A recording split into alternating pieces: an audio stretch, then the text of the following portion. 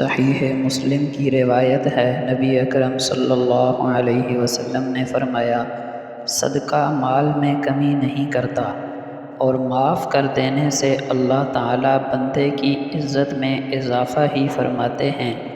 اور جو آدمی اللہ کے لیے عاجزی اختیار کرتا ہے اللہ اس کا درجہ بلند فرما دیتے ہیں۔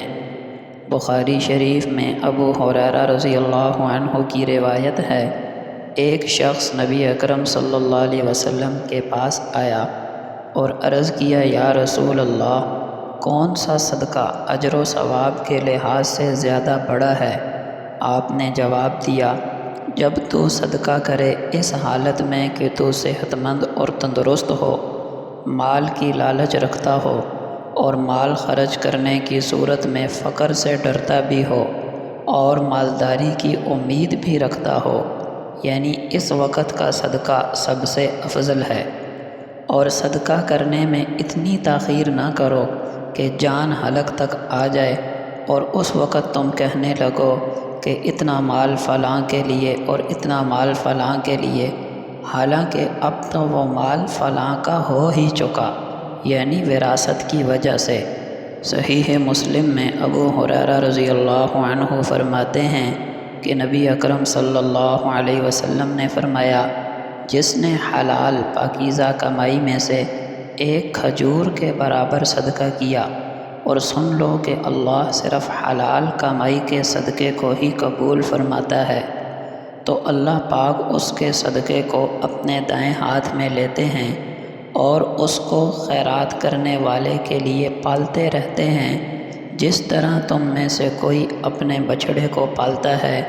یہاں تک کہ وہ صدقہ پہاڑ کے برابر ہو جاتا ہے۔ بخاری شریف میں ابو ہریرہ رضی اللہ عنہ فرماتے ہیں کہ نبی اکرم صلی اللہ علیہ وسلم نے فرمایا، ہر دن جس میں بندے صبح کرتے ہیں تو دو فرشتے آسمان سے اترتے ہیں، ایک یہ دعا کرتا ہے کہ اے اللہ، خرچ کرنے والوں کو بہترین بدلہ عطا فرما، اور دوسرا یوں بد دعا کرتا ہے، اے اللہ، کنجوسی کرنے والے اور مال روک کر رکھنے والے کے مال کو ہلاک فرما۔ بخاری شریف میں عبداللہ ابن مسعود رضی اللہ عنہ فرماتے ہیں کہ نبی اکرم صلی اللہ علیہ وسلم نے فرمایا، تم میں سے کون شخص ایسا ہے جس کو اس کے اپنے مال سے زیادہ اپنے وارث کا مال پیارا ہو؟ لوگوں نے عرض کیا، ہم میں سے ہر شخص کو اپنا ہی مال محبوب ہے۔ آپ نے فرمایا، اس کا مال تو وہی ہے جو اپنی زندگی میں خرچ کر چکا، اور جو باقی مال ہے وہ وارثوں کا ہے جو یہ پیچھے چھوڑ جائے گا۔ بخاری شریف میں انس بن مالک رضی اللہ عنہ بیان کرتے ہیں کہ نبی اکرم صلی اللہ علیہ وسلم نے فرمایا، جس شخص میں 3 صفات ہوں اس نے ایمان کا ذائقہ، ایمان کی مٹھاس اور حلاوت کو چکھ لیا۔ نمبر 1، اللہ اور اس کا رسول صلی اللہ علیہ وسلم اس کے نزدیک سب سے زیادہ محبوب ہوں۔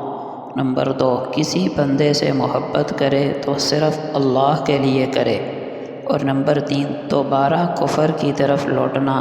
اسے ایسے ہی ناگوار ہو جیسے آگ میں جھونکا جانا اسے ناگوار ہے۔ ابو ہریرہ رضی اللہ عنہ فرماتے ہیں کہ نبی اکرم صلی اللہ علیہ وسلم نے فرمایا، اس ذات کی قسم جس کے ہاتھ میں محمد کی جان ہے، اس امت کے جس یہودی اور عیسائی نے میرے متعلق سن لیا اور پھر وہ میری لائی ہوئی شریعت پر ایمان نہ لایا تو وہ جہنمی ہے۔ آپ صلی اللہ علیہ وسلم کا فرمان ہے، تم میں سے کوئی شخص مومن نہیں ہو سکتا جب تک کہ وہ اپنے بھائی کے لیے وہی چیز پسند نہ کرے جو وہ اپنے لیے پسند کرتا ہے۔